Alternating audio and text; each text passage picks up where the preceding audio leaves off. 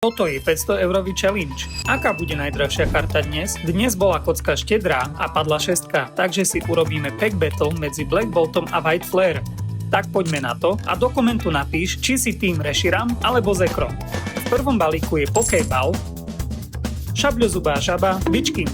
Idem na White Flare, tieto holo energie sa mi nesmierne páčia.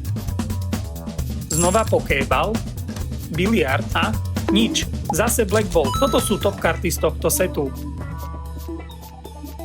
Jašterička Pokéball, tento mi chýbal do zbierky. Nič. Teraz sa pozrime na chase karty zo setu White Flare. Zdá sa, že v oboch setoch dominuje červená Victini.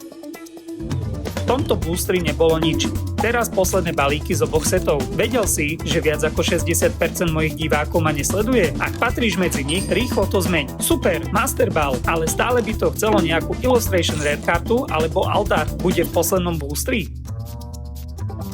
Hilda Pokéball a nič. Tak sa teda pozrime, ktorá karta pôjde do albumu. A je jasné, že to bude Master Ball. Nezabudni na follow a vidíme sa o týždeň pri ďalšej časti.